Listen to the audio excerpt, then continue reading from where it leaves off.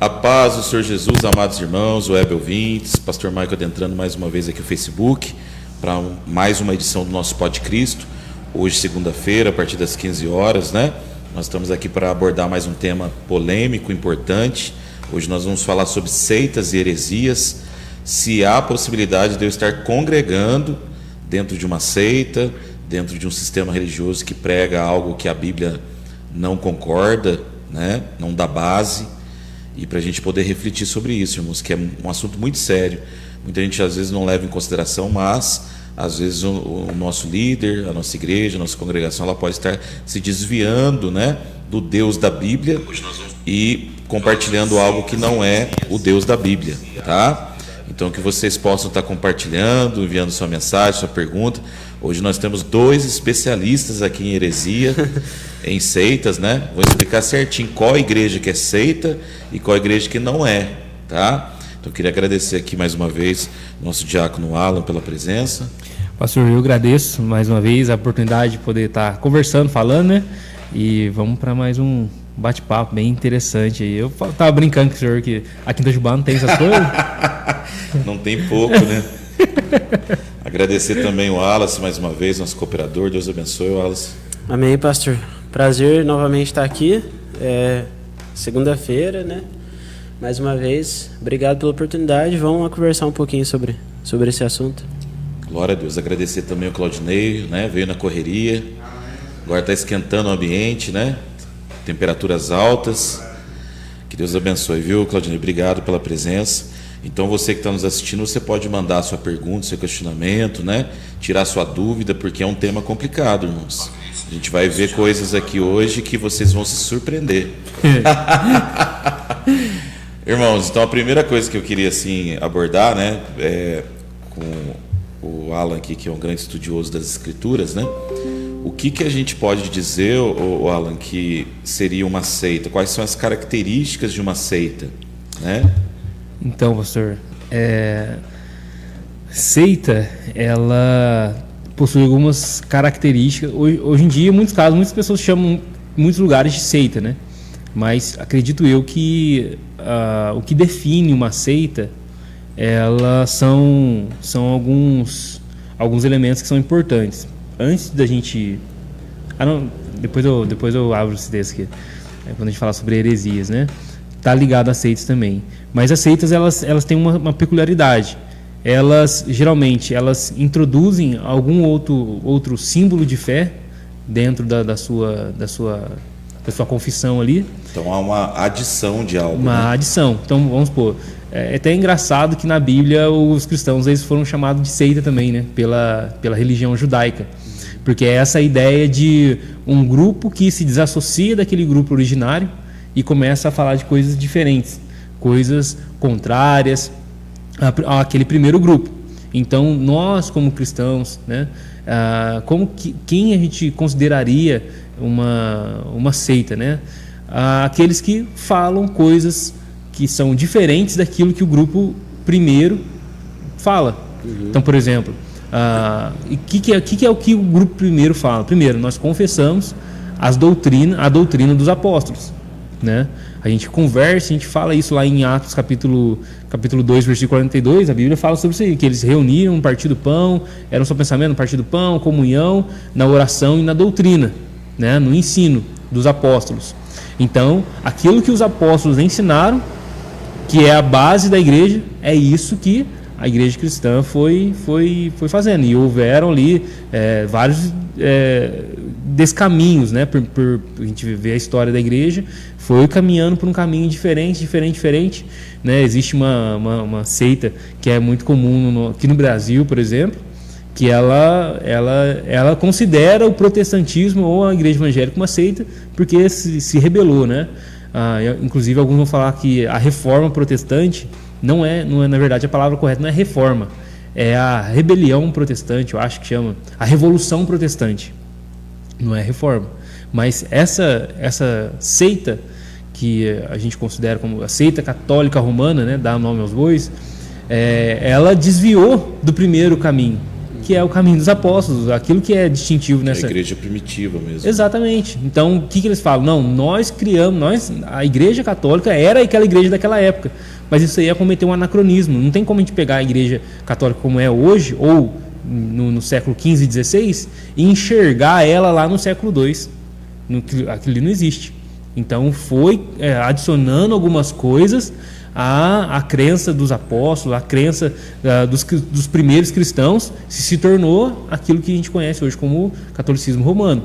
E a partir daí, então, do caminho da reforma protestante, foi uma decisão de voltar àquilo que era ensinado anteriormente. Os ensinos dos apóstolos, a justificação pela fé somente, a fé somente em Jesus, e ali a gente tem ali os 5 solas, né, que Sim. resume bem ali a proposta. Então, mas eu posso dizer que uma seita, uma heresia, ela é uma adição, como a gente está acostumado a estudar sobre isso, né? Adição, subtração, multiplicação, divisão seriam as 4 operações matemáticas, né? Eu já vi o pastor César Cavalcante falar sobre isso, né? Pegar essas operações aí e falar sobre divisão e tudo aí. E eu acho que é um bom resumo. O pessoal que está mais acostumado na área da apologética aí deve usar bastante isso aí. Eu acredito que sim. Então, por exemplo, pega ali a salvação. Isso concernente à palavra, né? Dividir a palavra, adicionar a palavra, multiplicar, né? Exatamente. E sempre, por exemplo, pega ali a salvação, por exemplo. A Bíblia fala que a salvação somente em Cristo Jesus. E aí vem a seita, não, é Cristo, mas também você tem que fazer alguma coisa aqui, que senão é perigoso você não ser salvo se você não fizer isso aqui. Então é Cristo e mais alguma coisa. A Bíblia, não, tem uma revelação, vamos seguir a Bíblia, mas você tem que seguir a Bíblia, mas tem esse livro aqui também, da profetisa, que é comum no Adventismo, no Mormonismo, que tem os outros evangelhos lá, e até algumas igrejas que se denominam cristãs evangélicas, eles costumam fazer isso. É a Bíblia, mas se você não lê o livrinho da liderança ali, isso aqui é perigoso, você tem que estar alinhado com isso aqui e tudo mais, e acaba quase que tendo a mesma autoridade que na Bíblia, na prática, não na teoria. Então tem isso. Depois eu quero que você fale um pouquinho o que você entende, Alan, sobre a questão desse período negro da igreja, no feudalismo, né? Quando a igreja católica se tornou cristã. Por que Deus permitiu tudo aquilo, né? Porque as pessoas começam a questionar. Até tem um ateu agnóstico, queria mandar um abraço aqui para o Juliano Kiss, né? Que ele sempre está perguntando, questionando alguma coisa, e ele sempre coloca isso, né? Que a igreja muito mais matou, muito mais perseguiu, muito mais fez coisas horrorosas do que pregou realmente a palavra, o evangelho. Então você falar um pouquinho sobre isso. Mas o Wallace, né? As pessoas têm uma visão, Wallace, que seita é aquela coisa que tem rituais, né? Que é uma coisa assim de bruxaria, ou de feitiçaria, de misticismo, de ocultismo, né? E na verdade, se a gente for analisar friamente, não é só isso, né? Tem algumas seitas, por exemplo, a maçonaria, né? Tem os princípios ali, os rituais que eles fazem, mas como que a gente poderia passar para as pessoas que estão assistindo esse cuidado de tentar entender que não é só aquilo que é envolvido com o lado espiritual da escuridão, né? Mas tem, de repente, até no meio cristão, seitas que se dizem, né, adorar Jesus e que de repente estão fugindo ali da palavra. Eu queria que você falasse um pouquinho sobre isso. Na realidade, a gente tem essa crença que vem de muito tempo, que só aquilo que é muito pesado que a gente classifica como seita, né? Mas a gente hoje tem a compreensão de que às vezes ela vem também disfarçada, né? Tem algumas igrejas que não parecem seitas, mas elas têm característica ali que, se você for pesquisar a fundo, elas realmente dão a entender que vão por caminho da seita. Igual o Alan estava falando agora há pouco, às vezes de uma maneira, vamos dizer assim, oculta, mas para quem consegue ir aprendendo e ir estudando a Bíblia, vai entendendo que aquilo ali está demonstrando que é uma seita. Por exemplo, a gente vê que não só a Bíblia é o suficiente, a pessoa, a própria entidade, né, uma igreja no caso, ela crê que aquela, vamos dizer assim, a tradição dela está acima da Bíblia. de repente. E não só nisso, a gente sabe que às vezes o pastor falando é de uma maneira bem simples a questão da matemática, lá, adição, subtração, divisão, né, e multiplicação. A gente consegue perceber também que na questão de subtração, a religião costuma usar Cristo de uma maneira menor. A gente entende que Cristo é Deus, né? E às vezes olha para Cristo como um espírito, uma pessoa comum que passou pela Terra. E a gente sabe que não é isso, né? Às vezes coloca Cristo como menor, né? E não, a gente sabe que Cristo é Deus. Então a gente consegue observar através disso. Aonde não há concordância com a palavra, a gente já consegue identificar algumas características que converte como seita, né? Sim. O Wallace está na live aí? Tô. Tenta enviar aqui para mim, porque eu estou tentando compartilhar. Eu acho que, não sei se é por causa do tema ser mais pesado. Estou deixando compartilhar aqui. Compartilhar no... Compartilha para mim no meu WhatsApp. Irmãos, nós estamos falando aqui sobre a questão de seitas, heresias, né? Se pode sim um cristão estar dentro de uma seita, dentro de uma igreja que prega heresias e de repente não saber que aquilo está acontecendo, ou até mesmo uma liderança, um pastor estar envolvido com um sistema religioso que pode ser considerado como uma seita e ele mesmo não ter consciência disso, né? Não que nós sejamos aqui os profissionais em seitas e heresias, né? Mas nós estamos construindo um conhecimento e é importante você ter esse raciocínio, esse senso de questionamento, né? Porque nem todo mundo que vai estar pregando o evangelho, que vai estar dizendo que é crente, que é cristão, está fazendo o correto. E aí qual que é a linha que vai separar o joio do trigo, o bode da ovelha? Então a gente precisa entender isso. Mas eu queria agora sim que o Wallace e o Alan falassem sobre algumas igrejas, né, que se dizem cristãs, algumas religiões que podem de repente estar sendo consideradas como seitas, e as pessoas às vezes congregam nessas igrejas, participam desse sistema e não conseguem enxergar isso. Por exemplo, eu queria citar algumas situações aqui para a gente ver se a gente concorda como seita, né? O Alan citou aqui a questão dos adventistas, né? Tem gente que acha que o adventismo não é uma seita. E por que o adventismo ele poderia ser considerado como uma seita? Porque acredito que são vários pontos, mas primeiro, o que a gente pode levar em consideração? O que eles acrescentam à confissão de fé. Então, por exemplo, eles não consideram só a Bíblia, embora a maioria deles, principalmente os principais representantes do adventismo, não representantes, mas os principais adventistas da internet aí, que costumam falar, que é o Rodrigo Silva, o professor Leandro Quadros, são teólogos assim, com muito conhecimento e tudo mais, todo aquele arcabouço teológico que todos que assistem ali conseguem perceber, né?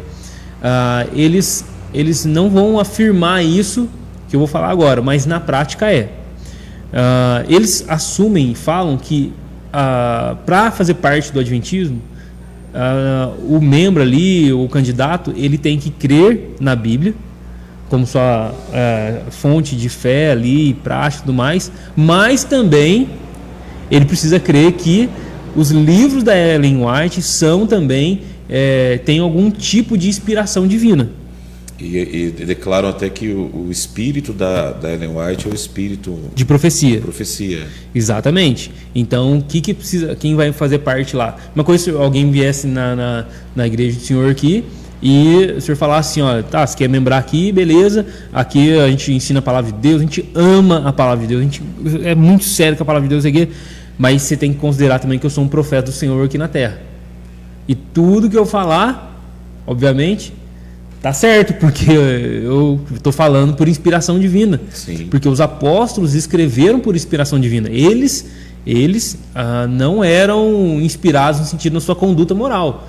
Eles não eram infalíveis na conduta. Eram homens como a gente. Então eles erravam também, pecavam, tinham que se arrepender, pedir perdão, tudo mais. A gente vê Paulo corrigindo Pedro lá no livro de Gálatas. Então eles tinham condutas. Entretanto, quando eles escreviam para as igrejas, a palavra de Deus fala em Pedro, Inspirados pelo Espírito. que eles eram movidos, né, pelo Espírito Santo. Então, na escrita, eles eram inspirados e o que eles escreveram não contém erro. Só que isso tem que ser admitido também no caso da Ellen White, né, que aquilo que ela escreveu está certo. Aquilo que ela escreveu não, que ela não seria tem uma erro. continuação, de repente, do... Eles não afirmam que ela é uma continuação da mesma autoridade apostólica, mas na prática é a mesma. Na prática, no fim das contas, é a mesma coisa, assim, já que ela não pode ser questionada. Não está muito certo isso aqui, é aquilo outro. Por exemplo, né? Pega aquele livro do grande conflito lá. Quando a gente está lendo o livro, eu não terminei de ler o livro ainda, mas dá para perceber o caminho que ela faz. No início ela já começa a defender a continuidade da inspiração pelo Espírito Santo em relação a essa profecia. E aí eu tô lendo, ela fala, cara, é lógico, é óbvio que ela vai fazer isso, porque se ela vai dar um monte de profetada depois no final do livro, o que ela tem que fazer no começo é defender que há a possibilidade de essa continuidade dessa profecia infalível, né? Ela não vai usar essas palavras, mas dá a entender que o Espírito Santo ainda está falando hoje. Tá, o Espírito Santo fala hoje, mas não do mesmo jeito que ele falou ali com os apóstolos, no sentido de que aquilo que eu sou convencido pelo Espírito, e eu, sei lá, tive uma experiência, alguma coisa, aquilo ali é autoritativo para a igreja, aquilo ali é como se fosse estar em pé de igualdade com a Bíblia. Isso aí não existe. Porque Deus, quando ele deixou, né, as Escrituras para nós, ele fez um começo, meio e fim, né, do que precisava ser feito para redenção e para todo o conhecimento do homem com relação a Deus está nas Escrituras. Então a gente não precisa de acrescentar mais algo, né? Exatamente. E ali na própria quando a igreja ela reconheceu o que era um cânon, o que eram documentos inspirados por Deus, o que aconteceu? O livro da Ellen White já tinha que ter sido escrito, então falhou. Teve 1.800 anos de igreja sem a continuidade da revelação do Espírito. E os adventistas também preveram a volta de Jesus, né? Opa! O povo está animadão com ela aqui. Como suspeito de pastor, é como se a Bíblia, né, e Cristo, né, tudo que a gente conhece fosse como se fosse uma casa que tivesse faltando uma coluna. Sim, aí o acrescentado seria a coluna que ia sustentar o restante. Justamente. Então eu fico pensando sobre esse tipo de situação, e eu gostaria de também fazer uma pergunta, pastor, e aí se você ou o Alan pudesse responder para mim, porque eu também estou aprendendo nesse sentido. Eu não sei não, pastor. Como de repente a pessoa lá do outro lado também tem essa dúvida, como é que eu sei que é o Espírito Santo que está falando comigo, né, e que eu não estou indo para um lado de heresia, sabe? Então, quando eu estou recebendo... Basicamente, tem que estar em concordância com a palavra. Certo. Muita gente vai profetizar, vai revelar, vai estar falando algo, mas tem base bíblica aquilo que está sendo revelado, porque o Espírito ele não vai contra as Escrituras, Deus não vai contra a palavra dele, né? Então tem base aquilo, e a própria Bíblia fala para a gente testar, né, a profecia, né? O Gideão testou várias vezes ali. Então você tem que confirmação, buscar confirmação se aquilo que está sendo revelado realmente é de Deus, né? Não que a gente vá exigir do profeta uma confirmação ou ficar discutindo, brigando, você prometeu aquilo para mim, aquilo não aconteceu, né? Mas é em Deus, buscar em Deus a confirmação, e se estiver de acordo com a palavra você recebe, se não tiver, porque eu já recebi coisas assim que eu falei, nossa, isso aqui não tem base bíblica, né? Como é que eu vou acreditar num negócio desse? Então, isso aí acaba até, de certa forma, gerando em mim, por exemplo, um medo de estar falando algo e estar falando errado, né? Assim, de repente, a gente consegue entender que os falsos profetas, né, a pessoa que é mal intencionada, ela cria aquilo intencionada em fazer o mal, né? Mas tem a situação em que a pessoa fala sem ela ter entendimento, né? E a gente tem que tomar cuidado com isso. Mas eu creio que a maioria das pessoas, assim, até elas vão com boa intenção, mas acabam se perdendo no meio do caminho por causa da falta de conhecimento bíblico, né? Mas assim, então a gente falou um pouquinho sobre a Adventista, só lembrando também que o Adventista ele guarda o sábado, e eles creem que a igreja deles é a única que vai ser salva, e que se não guardar o sábado não vai para o céu. Exatamente. Mas eu acho também que dentro. Aí já tem aquele negócio, né? Já tem esse o Rodrigo Silva, o Leandro Quadro. eles já falando que não necessariamente a pessoa que não guarda o sábado não vai para o céu. Mas aí não pode tomar café, não pode comer bem. Então, não pode nada, porque eles têm que crer ali na dieta ali judaica, né? Então, por exemplo, eles falando, olha, não que, mas quem não guarda o sábado vai para o céu. Ele falou assim, não, vai, porque ele vai corresponder com Deus ali, viver sua vida com Deus, à medida da luz que ele recebeu. Então, se ele não recebeu... Como se fosse um ignorante, né? Exatamente. E se ele não recebeu essa luz que nós recebemos, que tem que guardar o sábado, Deus vai levar em consideração que Deus não revelou tudo para ele, e aí eles falam isso. Só que tem um porém. A Ellen White fala diferente. Ela fala exatamente que importa guardar o sábado para a salvação. E para você ser batizado no Adventismo, você tem que crer naquilo que Ellen White colocou. Então, é o que eu falei nisso, você tem que confirmar. Não é aceito como membro da igreja. Exato, tem que assumir isso. E aí já é um acréscimo aquilo que nós cremos, porque a gente não crê nisso. Sim. A gente, quando vai batizar, em nome do Pai, do Filho e do Espírito Santo, não é em nome de ninguém, não tem que confessar mais ninguém, não tem que falar o nome de ninguém, não tem que fazer mais nada.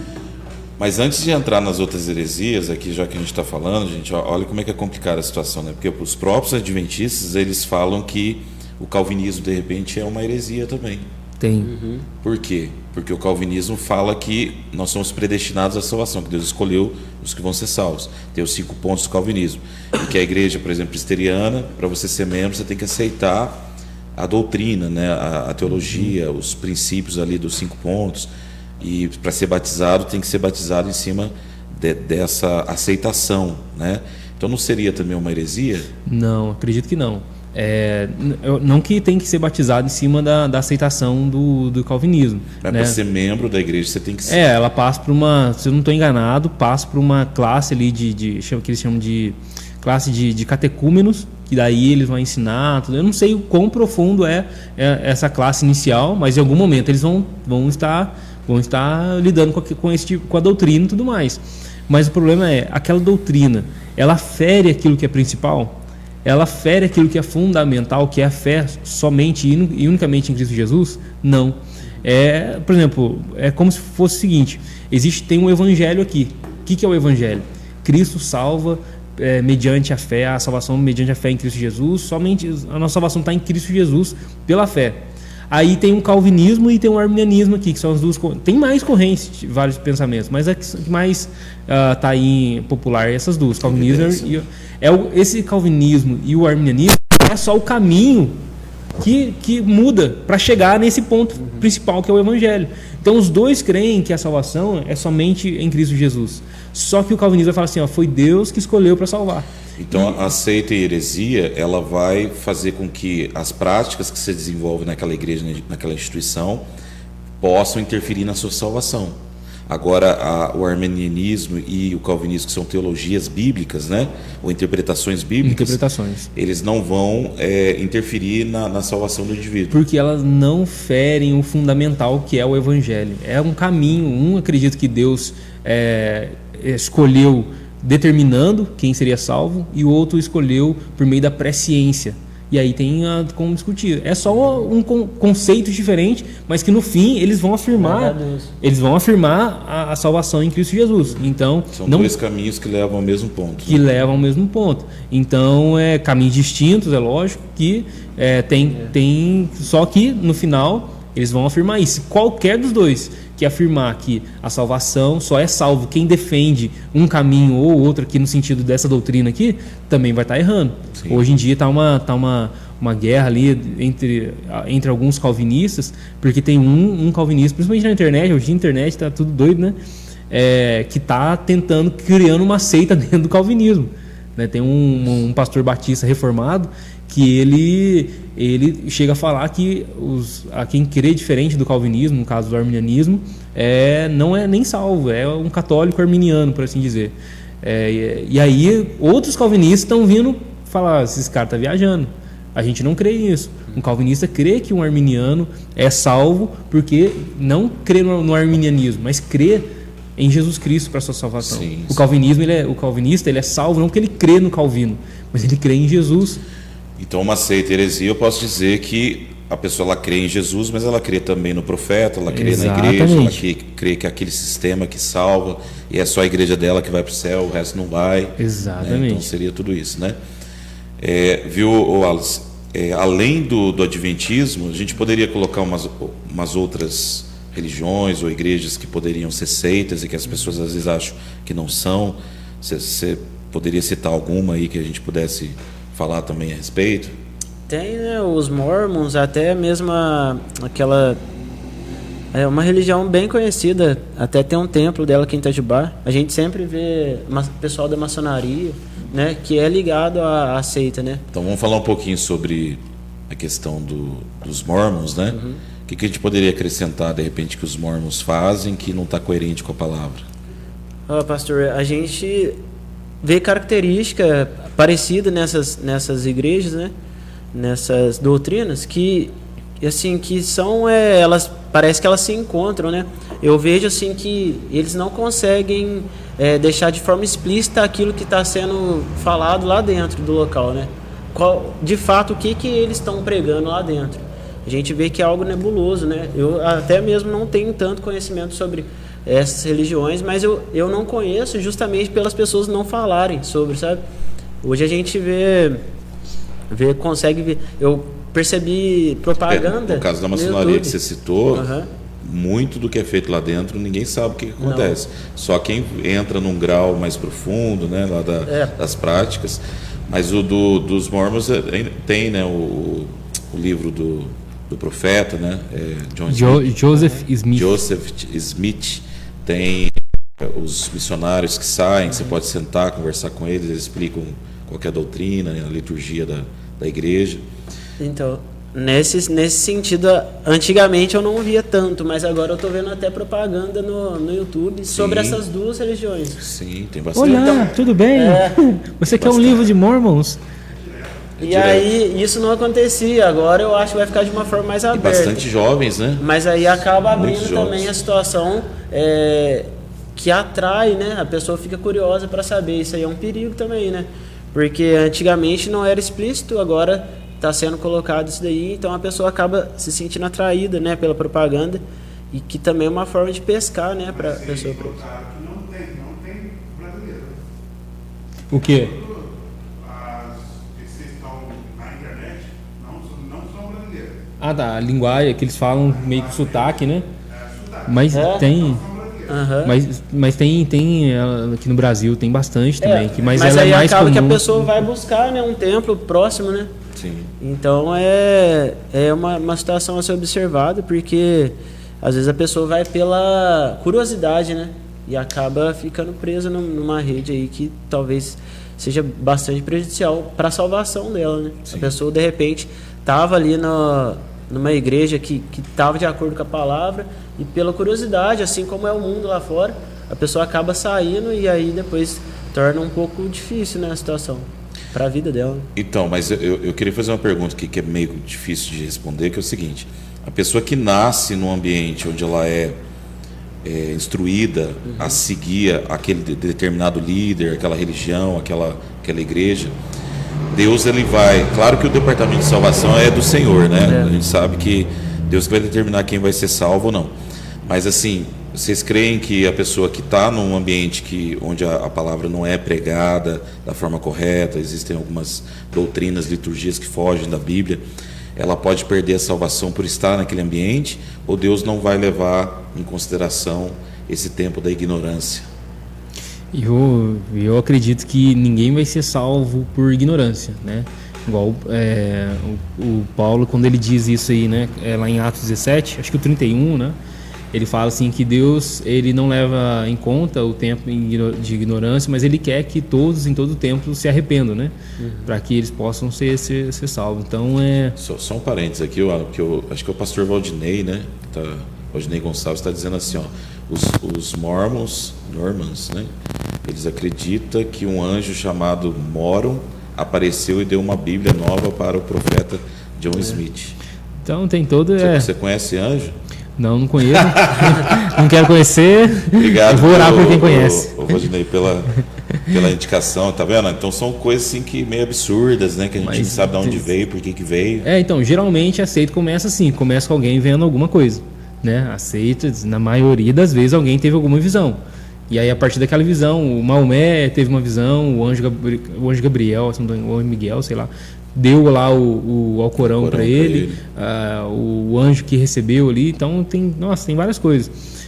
Sempre é assim, né? Sempre tem uma visão. E aí é complicado, né? Até na igreja nossa mesmo, na igreja evangélica, chamada evangélica. Nossa, eu tenho um negócio complicado com isso, cara. A pessoa chegar para mim e falar: pastor, Deus falou para mim, eu tenho que passar para a igreja. Eu falei: mas como é que Deus fala para você e não fala para mim? Eu falei: não, pode até falar, mas o que falou aí? Só para nós julgar, porque tem que passar por um julgamento e um crivo. Eu lembro de uma vez lá na igreja do pastor Marcelino, um abraço pastor Marcelino, parece que uma irmãzinha chegou e falou assim: pastor, Deus falou para mim algo aqui tão maravilhoso que eu preciso passar para a igreja. E aí o que era? Aí ela subiu no altar, pegou o microfone: pastor, eu vi uma vaca, pastor. Eu vi uma vaca preta com umas pintas brancas. E ela veio andando assim, de repente saiu umas asas dela, saiu voando assim. E ela ficava circulando na igreja assim, voando. E aí, de repente, ela parou em cima da cabeça do pastor e começou a fazer xixi na cabeça do pastor. Não é possível. Meu Deus. Aí, daquele dia em diante, assim... Aí o pastor falou: olha, vocês vão ter que falar para mim, eu vou ter que estar ouvindo, discernindo o que vocês estão vendo, para a gente poder passar para a igreja. Mas isso foi uma das vezes, né? Porque tem várias situações assim que a gente vai vendo que as pessoas fogem do normal, né? Às vezes a pessoa já tem uma certa habilidade de ver coisas que ninguém vê, e aí ela começa a repassar isso, falando que, né? Igual uma vez a gente foi no monte, o irmão estava vendo um anjo, aí ele começamos a olhar assim: nossa, aonde está esse anjo? Aí estava no meio do mato, um negócio branco assim. Nossa, nós estamos vendo um anjo mesmo.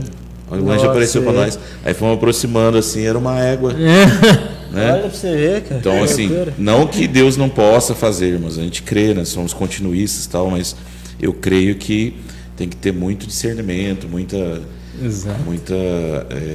controle, né? Para o equilíbrio, para repassar algo, porque senão você acaba assim frustrando as pessoas, né? E também perdendo credibilidade, respeito. Então tem que ter cuidado. Então, mas você estava falando sobre a questão da pessoa não ser salva pela ignorância. Pela ignorância. Então, não é salvo pela ignorância. Ninguém vai ser salvo pela ignorância, né? Uma pessoa, poxa, mas ela é sincera naquilo que ela está errada. Então ela está, né, igual eu costumo falar, sinceramente errada.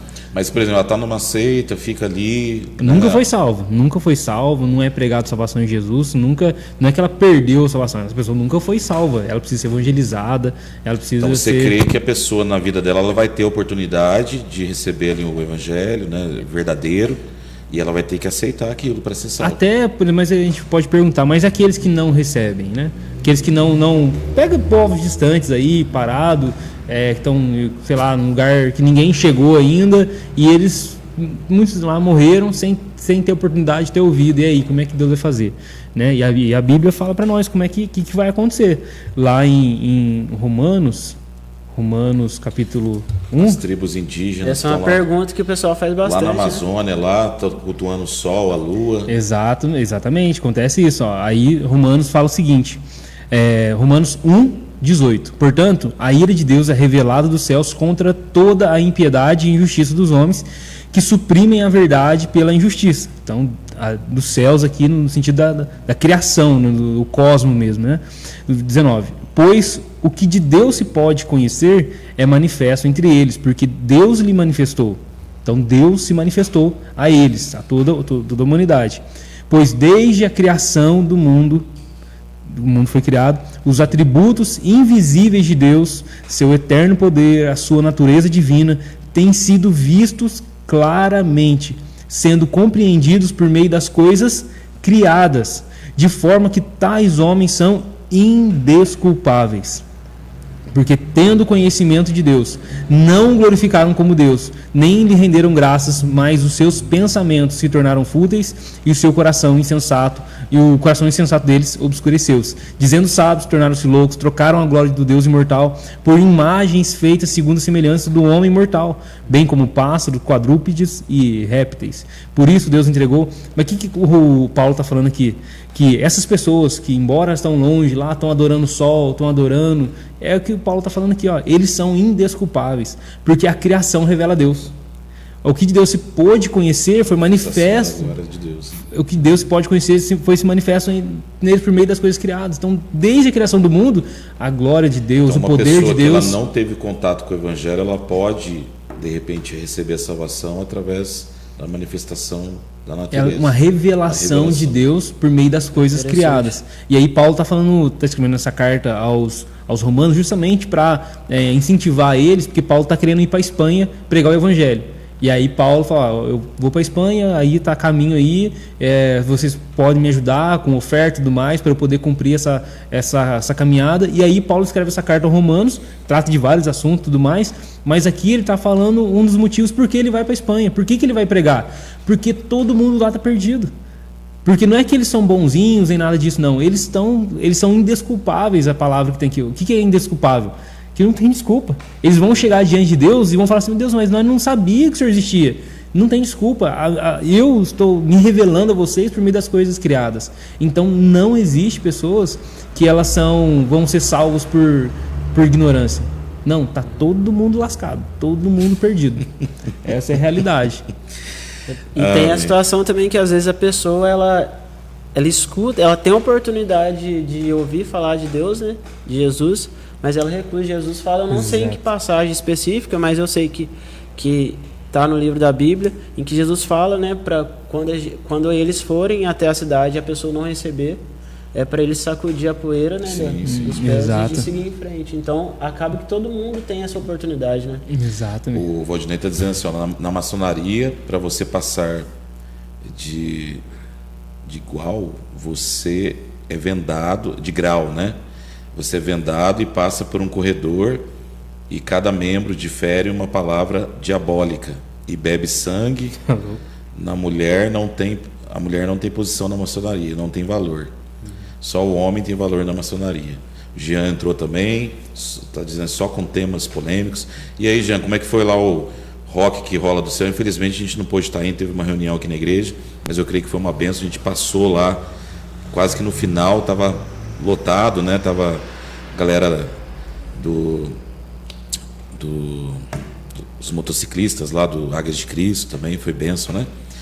Mas, irmãos, vamos só pontuar aqui, então, os clássicos hereges, né, dentro do cristianismo aí, seriam os mormons, né, os adventistas, Testemunho de Jeová. Testemunho de Jeová não acredita em Jesus como Deus, né, como Cristo encarnado. Tem uma série de outras doutrinas também que fogem da palavra. Os espíritas, né, eles analisam a Bíblia como um livro importante, até usam os evangelhos nas práticas das doutrinas espíritas, mas não a Bíblia como um todo, né? E creem na reencarnação, que é algo que a Bíblia não apoia. Então a gente falou dos adventistas, mormons, congregação cristã, né? Essa aí é a que mais tem discussão a respeito dela, no sentido de será que será que não é. Eu acredito que tem um pastor que eu gosto muito de ouvir ele, que chama Paulo Romero. Ele é aqui de Brasópolis, se não estou enganado, mas ele é pastor lá em São José dos Campos, eu acho. E ele estudou para fora, foi para os Estados Unidos, fez teologia, fez mestrado, acho que fez doutorado também. E voltou, ele foi ordenado pastor da Assembleia de Deus nos Estados Unidos. E ele trabalhou muito trabalha até hoje muito nessa área da apologética e tudo mais. Ele tem um livro muito conhecido chamado Super Crentes, e tem um outro que chama Evangélicos em Crise. Enfim, que esse pastor fala, e muitos que caminham com ele falam também, que eles não consideram a congregação cristã uma seita. Considera que a congregação tem erros teológicos que são até considerados graves, mas não chega a ser um ponto de ser uma seita. E aí tem divergência. Tem outros que falam que a congregação cristã é uma seita. Eu fiz um estudo um tempo atrás falando 70 motivos para você não fazer parte da congregação cristã por estarem fora daquilo que a Bíblia ensina. Mas assim, acho que o erro mais grave que eles cometem é o fato de não instruir, nem capacitar e nem dar oportunidade dos membros estarem aprendendo da palavra. Esses tempos atrás aqui foi um obreiro lá, Porque lá é assim, você chega no culto, tem a separação dos homens e das mulheres, né? As mulheres usam um véu e existe um padrão onde você tem a oportunidade de pregar a palavra não é preparada, né? Não. Aí na hora ali você tem que ir lá na frente e de repente Deus vai te usar para trazer uma palavra para a igreja. E isso pode ser com qualquer um, né? Claro que eles não vão chamar um visitante, mas qualquer um da igreja ali que faz parte, de repente eles chamam lá na frente. Não tem pastor, tem os anciões, Pastor, né? mas eu já conversei com um rapaz que ele frequenta e ele falou que a primeira vez que ele foi, chamaram ele para dar uma palavra lá. Então pode. Então, tá isso é vendo muito como perigoso, tá né? vendo como é que é? Pode ter alteração, né? Também não é algo que eles seguem à risca. A pessoa pode chegar lá do nada, se ela achar que deve. É complicado. E aí, Eu tinha o pão quentinho, que tipo, falou de estudar para a Bíblia ali, você arrumou um problema. E o batismo deles também parece que é no nome de Jesus, né? Então. E aí, mesmo. Na Trindade. Né? Então, mesmo considerando tudo isso, eles creem na Trindade, eles creem no Deus Pai, pelo que eu ouvi. Creem em Deus Pai, Filho e Espírito, mas na hora de batizar, eles batizam em nome de Jesus, né? Então, ouvindo que esse pastor, esse Paulo Romero, ele fala, ele diz isso, que eu particularmente, se não estudei a fundo, eu estou mais para crer que a congregação ela pode ser sim uma seita do que uma igreja com problemas teológicos graves, né? Então, se ela tem problemas teológicos graves, então tudo indica que é uma seita. Isso, né?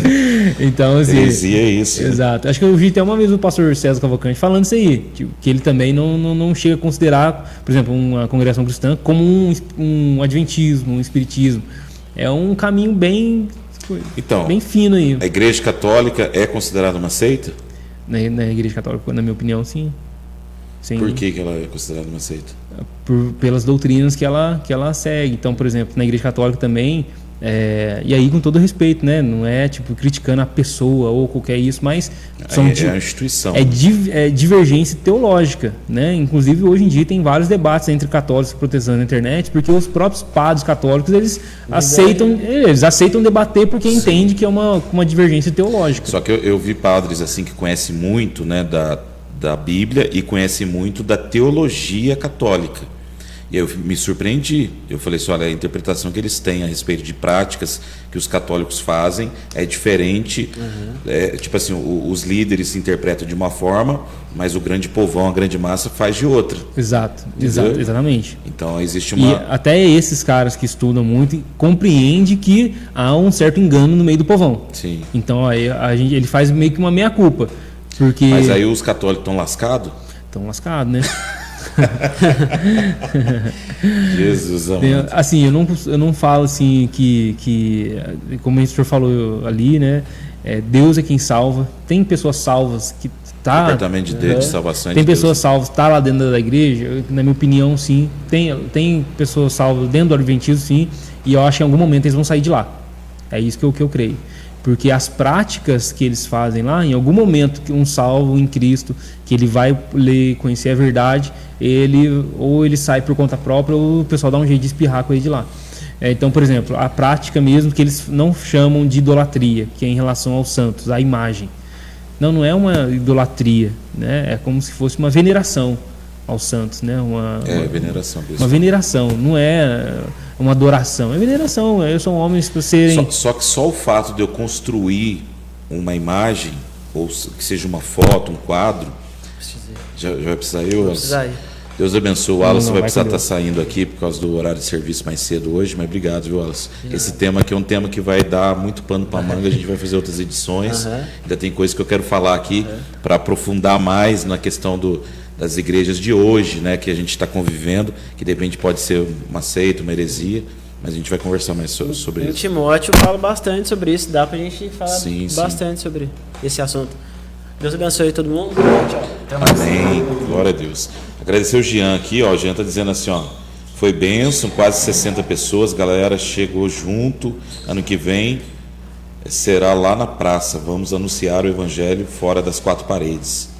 Várias pessoas também que foram e que não são da igreja.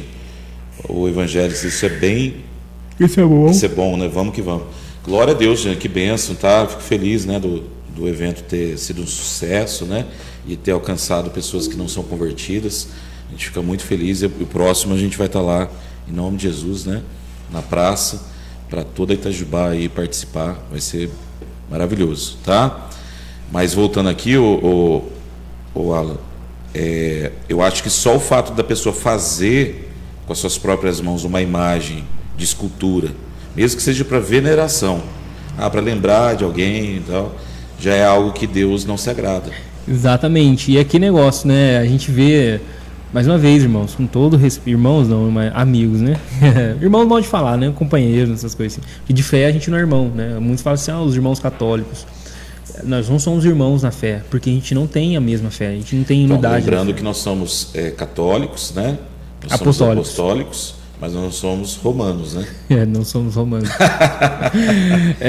É interessante, porque justamente porque teve esse desvio na fé. Então, por que Deus permitiu que a Igreja Católica fizesse tanta barbaridade, né?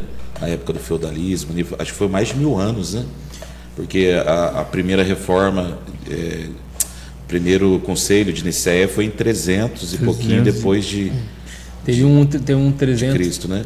325. Eu estava estudando sobre isso, foram 21 concílios, né, que teve lá na igreja. Só que o primeiro foi de Constantino ali, né, de Nicéia. Então, o primeiro que é considerado é o de Atos 15, que que foi feito em Jerusalém. Que daí chama os apóstolos. Então, o primeiro da Igreja Católica. Então, aí o que é considerado, assim, olhando na história da igreja, o primeiro foi feito lá em Atos 15, lá quando reúne Pedro, Tiago, Paulo, vê que é a questão da pregação aos gentios, a circuncisão, os gentios estão recebendo o Espírito. Aí depois disso aí, teve um outro concílio que foi para resolver a questão do arianismo, que daí, de fato, se não estou enganado, ali é reunido todos os bispos e tudo mais, tem esse outro concílio. Eu não lembro aonde que foi feito, e aí são não estou enganado, 7 que são principais. Então, mas esse concílio de Nicéia foi o concílio que fez com que Roma se tornasse cristã. Aí a igreja deixa de existir em Jerusalém e foi para Roma. Aí a partir dali que começa toda... Então, mas é porque tem muita questão política envolvida também. Porque foi um concílio ecumênico, né? Teve várias autoridades religiosas de outras religiões, porque a Roma tinha muita idolatria, né? Misticismo ali, e aí eles começaram a aderir a algumas práticas dentro do cristianismo que não estavam na Bíblia. Então, aí quando tem toda aquela perseguição cristã, no tempo de perseguição não havia se falar em... Porque os rebeldes, aí, entre aspas, era a igreja primitiva que continuou na mesma prática. Aí começaram a ser perseguidos, né? Mortos, mas a Igreja Católica tomando posse ali da... Nessa época não existia Igreja Católica ainda, né? Os católicos afirmam isso, que a Igreja Católica estava lá. Na minha opinião, isso não tem como recontar a história aconteceu. Então, mas aí que você pega de 300 até 1500, que quando veio Lutero, esses mais de 1000 anos, 1200 anos, né? Eles eram a igreja cristã na Terra. Não toda a igreja cristã. Então, existia a igreja primitiva, mas a igreja primitiva ela estava sendo massacrada, né? Porque aí que está um problema também. Em 1051, 1084, não sei, quem está assistindo depois que acabar a live, coloca aí no Google aí, o Grande Cisma. O Grande Cisma é justamente o Grande Racha, a separação, porque tem a igreja do Oriente e a igreja no Ocidente. A igreja, não sei se o senhor vai colocar aí, mas a igreja do Oriente, ela racha com a igreja que ficou chamada de Igreja Católica Romana. Por quê? Um queria mandar no outro. Um queria, nós que é líder, que questões políticas, tinha divergências teológicas também. Então a Igreja Católica sempre pregou uma unidade que não necessariamente existia, né? É claro que existia, sim, muito mais do que é hoje, no sentido de um conselho. Então, mas o que eu queria saber, se tem base bíblica, é esse período de escuridão da igreja. Então, mas aí que tá. Por que acontece isso? Por que Deus permite isso? É o coração humano. Por que acontece? Depois que a igreja deixou de ser perseguida, aí começa um tempo de glória, entre aspas, de glória na igreja, porque aí o Constantino ele vira imperador. E aí ele, teoricamente, se converte. A mãe dele, se não estou enganado, era cristã. E aí ele tem uma experiência numa batalha lá, diz que viu um sinal no céu e depois volta convertido. Mas tem gente que eu não li isso em livro algum ainda, mas já vi historiadores, pessoas ensinando sobre a história da igreja, falando que ele morreu ariano. Ário foi um herege da época lá, que ele foi até expulso porque foi combatido um desses concílios a respeito da doutrina do arianismo, que ele não defendia a divindade de Cristo como a gente crê hoje. E aí então o próprio Constantino falou, vamos juntar todo mundo. Eu acho que foi mais uma reunião política, né, para tentar desenvolver uma religião padrão onde eles pudessem dominar. Então, né? aí está o problema. Aí começa o problema. Então ele é um imperador crente. E aí ele chama, então, convoca ali um concílio ali e faz o concílio.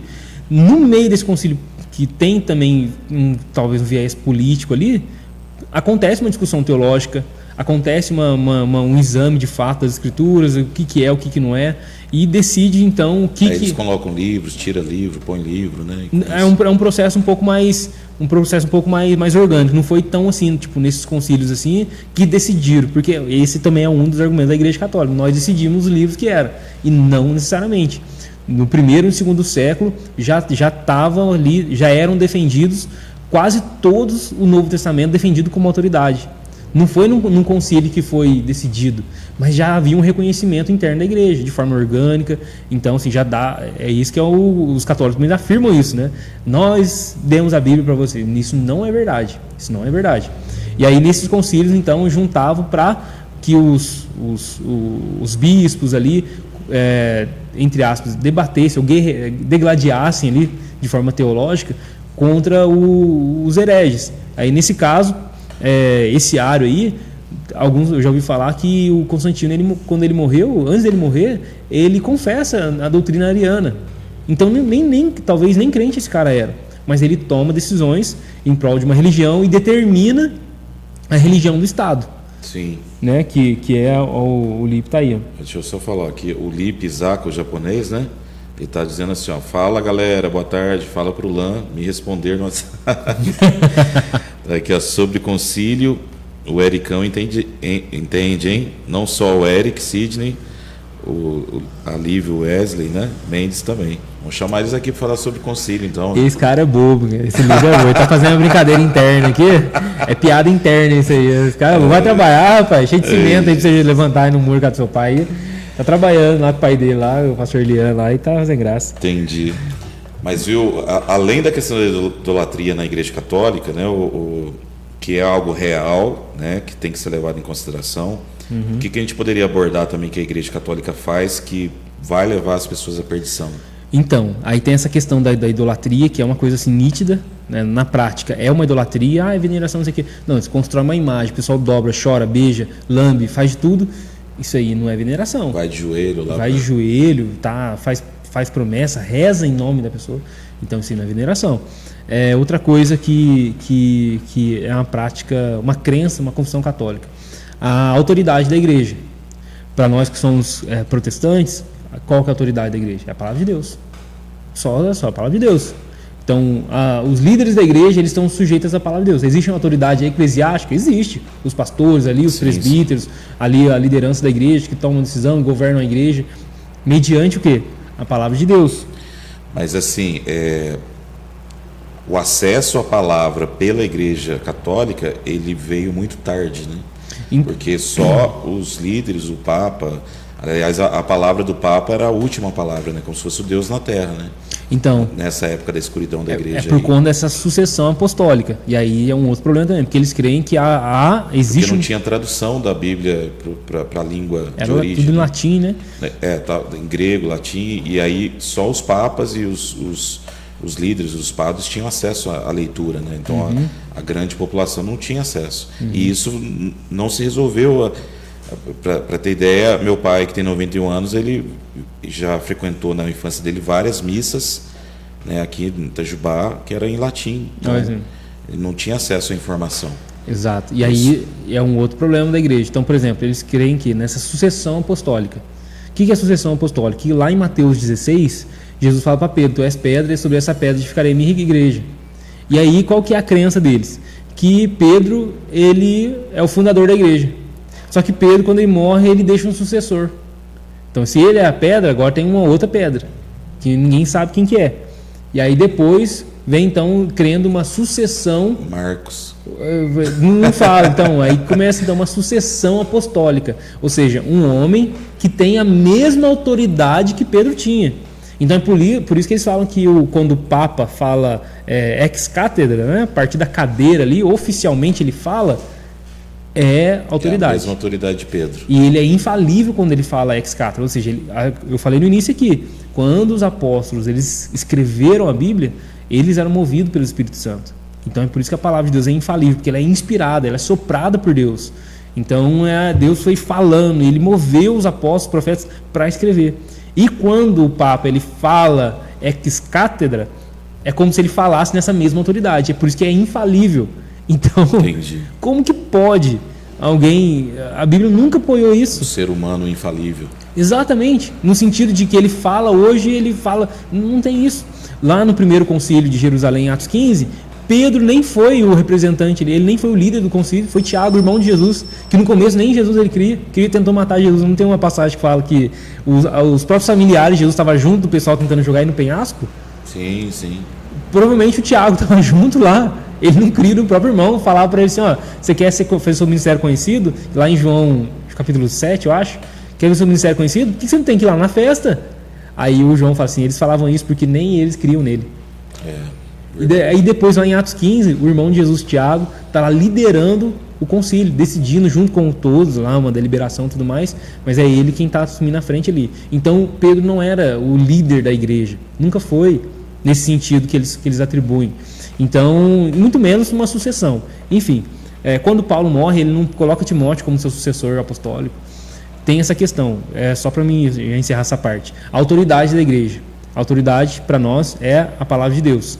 Qualquer autoridade eclesiástica, pastor, presbítero, oficiais, ali, diácono, ele é uma autoridade que está sujeita à autoridade, que é a palavra. A partir do momento que a autoridade eclesiástica sai debaixo dessa autoridade, essa autoridade eclesiástica perde autoridade. Eu não tenho que obedecer um líder que fala alguma coisa contrária à palavra de Deus. A minha obediência a ele, conforme fala lá em Hebreus 13:17, obedecer aos nossos pastores, os líderes e tudo mais, está sujeito à fidelidade desse líder à palavra.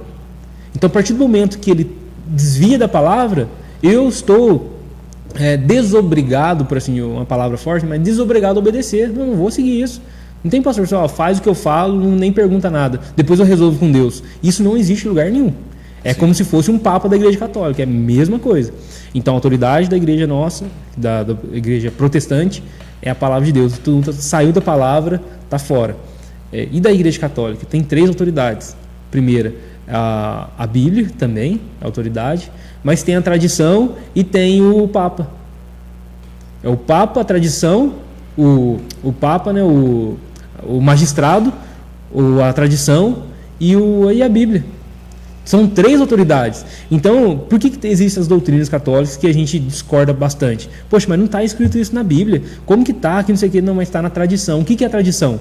Eram os pais da igreja que escreviam lá, como se fosse comentarista bíblico hoje. Só que essa tradição é complicado, Alan, porque como a igreja católica ela veio do misticismo, do ocultismo, das práticas pagãs, que a Grécia principalmente influenciou muito, né, a Roma. Por exemplo, batismo infantil já era feito antes de Roma se tornar cristã, né? O dia 25, que é o dia do nascimento de Jesus, já era comemorado nas religiões pagãs antes de Jesus ser considerado o Messias, antes de Roma se tornar cristã. Então, as datas comemorativas que a gente vive hoje, né? Carnaval, esses dias santos que existem, né? Que são feriados no Brasil, já existiam antes de Roma se tornar cristã. Foi toda uma adaptação que foi feito, né? Então até a imagem de Jesus, né? Se a gente associar a imagem de Nimrod, que é o criador da Torre de Babel, é igualzinho. Mas quando tem sim um acolhimento de algumas datas, né? E, no caso, tudo eu não acho que seja uma coisa ruim, assim. Então, por exemplo, transformar o sábado em domingo. Transformou o sábado. Esse aí é um erro doutrinário, lógico, mas até alguns cristãos protestantes hoje creem nisso. O dia do Senhor, domingo e tal. tentam fazer essa distinção por conta da ressurreição de Jesus ser no domingo, né?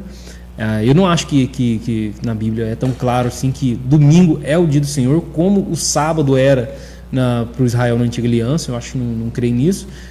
Creio que todo dia é o dia do Senhor. Paulo fala para não fazer separação de dias e dias, e não tem como a gente fazer separação. Mas o que eu estou falando?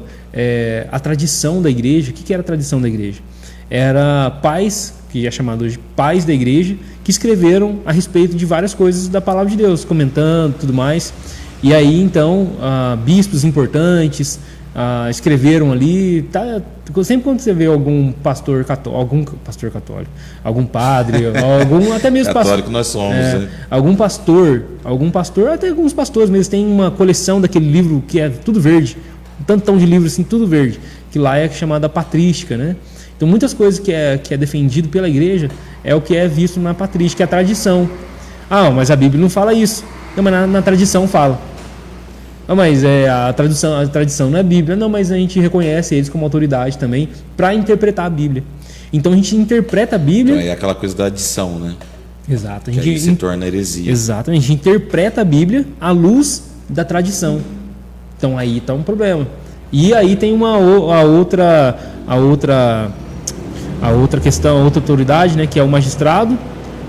O magistrado, que é um grupo de pessoas, bispos, arcebispos, liderados, encabeçados ali pelo Papa, que eles também têm essa autoridade. Então a Bíblia não falou, a tradição também não falou, mas o Papa decidiu. Glória a Deus por isso. Então um exemplo, em 1900 e pouco agora foi decidido uma doutrina na igreja, que é a Ascensão de Maria. A Ascensão de Maria, que ela subiu. Eu não sei se é a virgindade perpétua ou a ascensão, mas eu acho que é a Ascensão de Maria. Eles pregam as duas coisas. As duas, mas eu não sei qual que foi essa recente agora. Mas eu acho que é a Ascensão de Maria. Então depois vocês pesquisam aí. O importante é isso, gente. Tudo que a gente fala, vocês pesquisam. Isso é uma grande heresia, né? Então, em 1970, alguma coisa assim, decidiu o quê? Que a Maria, ela foi assunta, ela não morreu. Ela foi assunta aos céus sem pecado, sem morrer, sem nada. E que ela está sentada à esquerda de Deus Pai, que Jesus está à direita. Tem alguns que são mais extremos que falam isso. Hoje em dia tem esses padres que são um pouco mais estudados e mais. E que ela não teve relacionamento com José, né? Ela morreu não, foi levada viva, virgem, imaculada, né? Exato. Então, eu não sei qual que foi a mais recente agora, mas é uma das duas. Ou a virgindade perpétua, né? Que ela permaneceu ali e tal, ou a ascensão, uma das duas. Mas o pessoal pesquisa aí e vai ver. Então, como que se tem 2000 anos de cristianismo praticamente e ninguém falou isso? Ninguém falou assim, é isso, não há um censo, não há nada. Aí vem alguém, um fulano falou, um vulto lá, comentou alguma coisa a respeito e decide, depois de 1900 anos de cristianismo, que aquela doutrina é uma doutrina correta. Então, isso aí não existe para nós. Isso aí é uma afronta à palavra de Deus. O próprio Luiz Saião, ele tem uma frase, né? Você quer saber se uma igreja, para os protestantes, é o seguinte: como que eu sei se a igreja é boa? Aí eu ia falar assim: olha para a Bíblia. Essa é o lema protestante. Como que eu sei? A gente fala aqui, quer procurar uma igreja, como que eu sei se uma igreja é boa? Olha para a palavra de Deus. Sim. Agora, para o catolicismo é o seguinte: como que eu sei que a Bíblia é boa? E falar a igreja que valida. Porque essa doutrina que Maria foi levada aos céus, viva, né? Ela tipifica que Maria é Deus. É uma deusa, né? Então, é uma atribuição dada a Maria. Uma atribuição de divindade a Maria, né? Então, tem muitos que vão falar que Maria é lembrando aqui, para quem está assistindo, né, que nós não estamos aqui falando nem A nem B contra fulano ou ciclano, mas contra a instituição, a teologia. E também, assim, respeito muito quem gosta da Maria. Maria foi uma grande mulher de Deus, né? Gerou Jesus, uma mulher abençoada. A gente acredita em tudo isso, né? Deus escolheu ela para gerar o Messias, mas ela não é Deus, ela não é onipotente, onisciente, onipresente, então ela não pode fazer por nós aquilo que Deus faz. Por isso que tem que ter esse cuidado, né? Mas só para a gente otimizar o tempo aqui, o Alan, nós sabemos já de antemão, espiritismo, os mormons, testemunho de Jeová, o catolicismo, congregação cristã, Tem várias, né, os adventistas, várias instituições religiosas que são caracterizadas como seitas, como hereges, por essas doutrinas, liturgias que não tem nada a ver com a palavra, né? Mas hoje em dia, né, na igreja contemporânea, infelizmente, tem nascido, se criado e se formado outros tipos de heresias, né? Então eu queria falar um pouquinho sobre isso, porque às vezes a pessoa está congregando numa igreja e achando que vai para o céu porque está sendo ensinado daquela forma, fazendo aquelas práticas, e de repente a Bíblia condena, né? Então eu queria falar um pouquinho sobre o neopentecostal, né?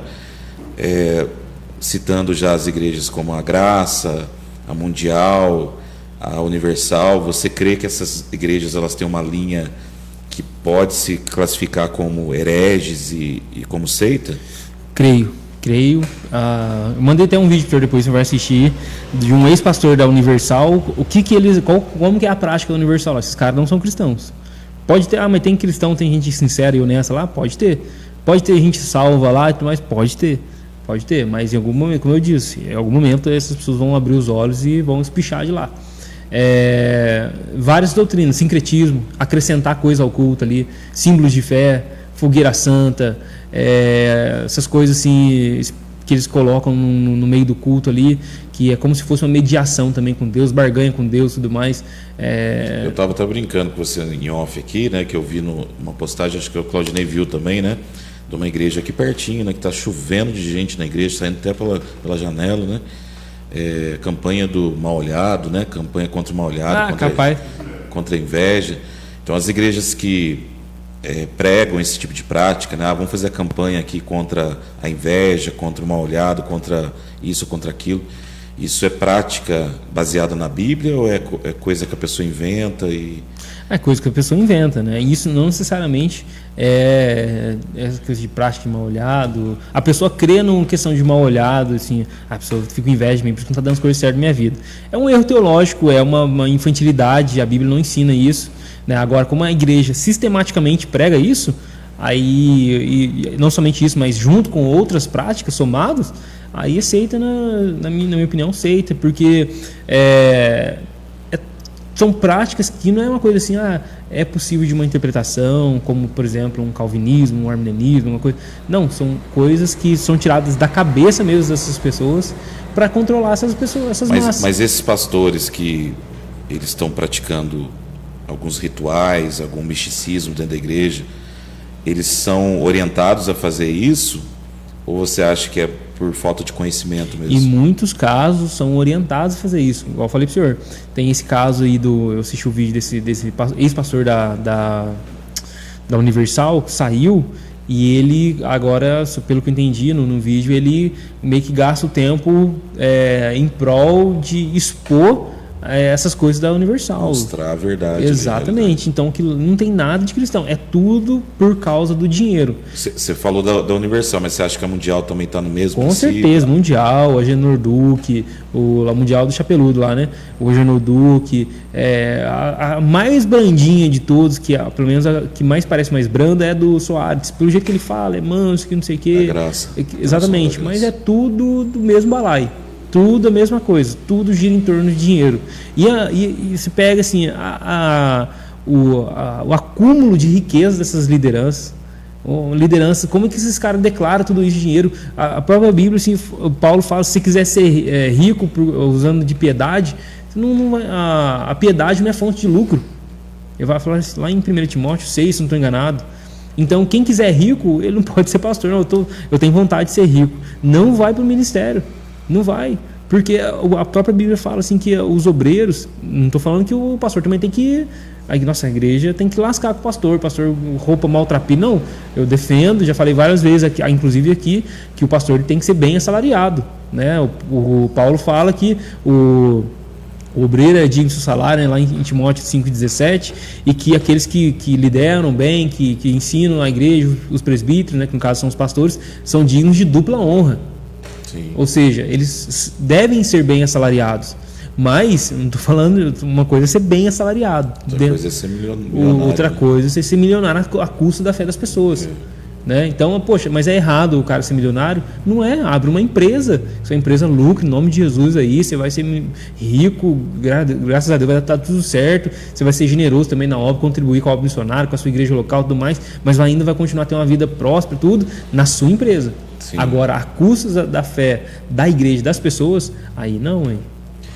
Viu, Ala? A gente falou então sobre essas seitas mais conhecidas, Adventismo, né, o Testemunho de Jeová, a Congregação Cristã.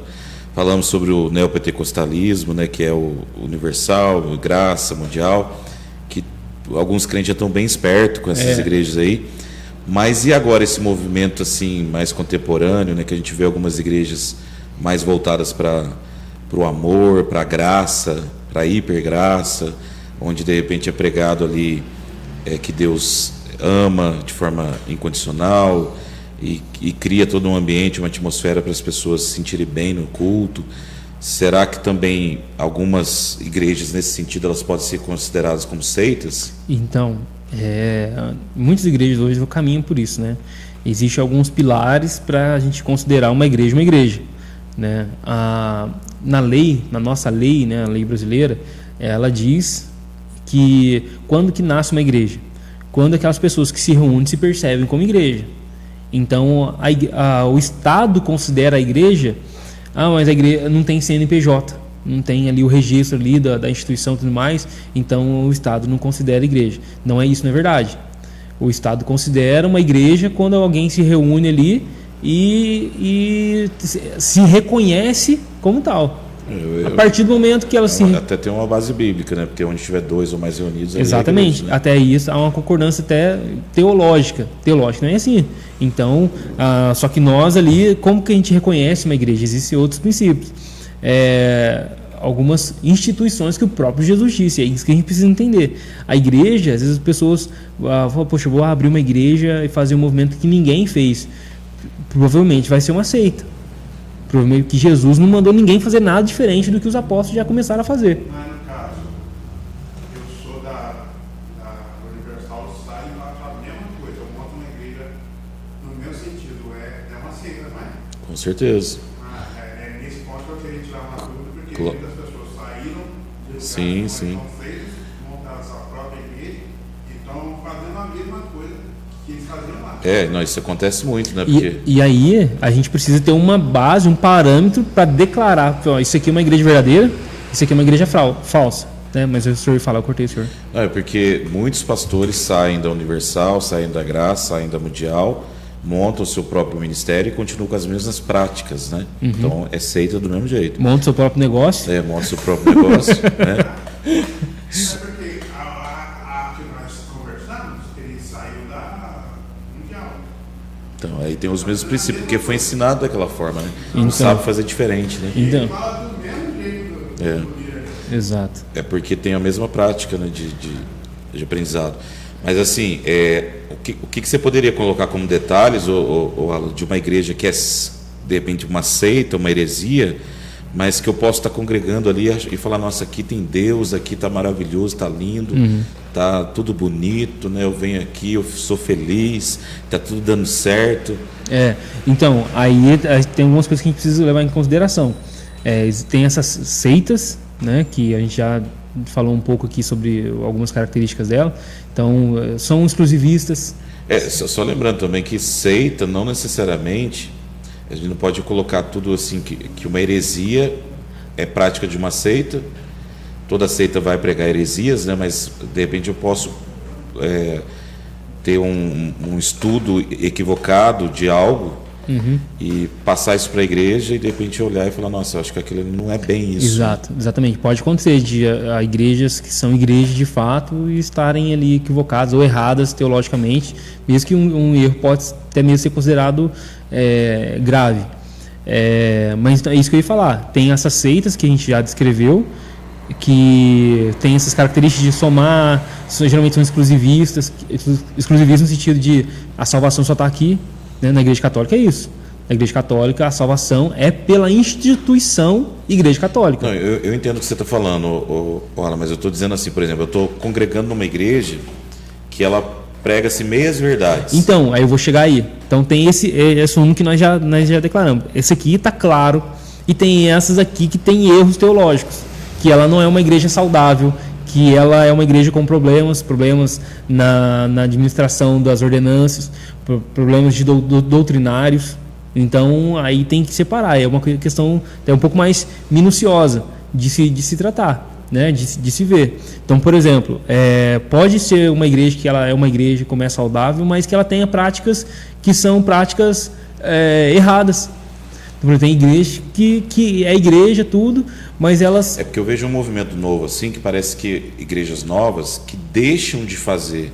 Não é que elas estão fazendo algo errado, mas elas estão fazendo algo certo que está incompleto. Então, aí são erros que precisam ser corrigidos. Mas aí eu posso chamar isso de uma seita, de uma heresia? Eu acredito que não. Então, por exemplo, pode ter, aquela igreja pratica ali tem uma prática que é equivocada, é isso, aquilo, mas ela ainda professa os fundamentos da fé, não sei o quê, mas tem alguma liturgia da igreja, que eles cometem isso aqui, ou elas têm uma prática comum. Por exemplo, tem igrejas que têm uma prática de uma liderança abusiva naquela igreja. Tudo tem que ficar pedindo satisfação para a liderança. Posso ver meu parente aqui, posso ir lá para meu parente, pastor? Posso comemorar o aniversário do meu filho? Não é que tal dia não vou poder estar no culto, porque minha mãe vai vir de fora e aí eu vou receber ela aqui. Não pode, tem que ser fiel. Sim. Tem que ser isso aí. Mas, por exemplo, algo que está ficando comum no meio evangélico que não era. Por exemplo, a igreja monoteísta, a igreja dualista, né? Porque a maioria das igrejas são trinitaristas, né? Acreditam na Trindade. Mas hoje está havendo um movimento crescente aí de igrejas que acreditam que Deus se manifestou em Jesus, e Jesus se manifesta no Espírito Santo, e que quando a gente for lá para a glória é um só, não é uma trindade, né? Então, isso eu posso considerar como uma seita? Então, eu acredito que a doutrina da Trindade, no caso, nós somos monoteístas também. Nós acreditamos em um só Deus. Um só Deus, mas que se manifesta em 3 pessoas. Exatamente, subsiste 3 pessoas distintas com a mesma divindade, porém distintas, só né? Que a mesma essência. Que são 3 pessoas, que é o mesmo Deus agindo de forma diferente. É uma heresia antiga que é chamada de modalismo. Né, que Deus ele vai mudando, ele vai manifesta. Se mudando de forma diferente. O Flamengo já está meio esquisito. Não, o Flamengo não vai ser campeão. Deus se manifesta de modos diferentes. Então, ele era pai, depois manifestou o filho, mas não são distintos. É a mesma no sentido de um só. Só mudou a roupagem ali. Sim. Então, e aí é um ponto. Nossa, dor na mão aqui. Eu tô falando coisa errada. Acho que eu vou... Deu um choque aqui, um nervo aqui. Mas a doutrina da Trindade, ela é uma doutrina fundamental. Então, mas a igreja que não prega isso, não aceita isso, pode ser considerado como uma seita? Isso aqui vai ser um corte, eu preciso pôr esse corte lá. Então, pastor, eu acredito que a gente... eu não consideraria uma igreja cristã que segue a doutrina dos apóstolos. Portanto, não consideraria uma igreja saudável, uma igreja cristã, por assim dizer. E a dualista também não, né? Que só pai e filho. Só pai e filho? Não. Que é a questão até do próprio testemunho de Jeová, né? Porque o testemunho não acredita que o Espírito Santo é uma força, né? Exato. De Deus agindo nas pessoas. Então, por exemplo, quando a gente vai falar assim, poxa, é aí que eu vou falar no depois. A gente precisa de um parâmetro para estabelecer o que é verdadeiro, o que é falso.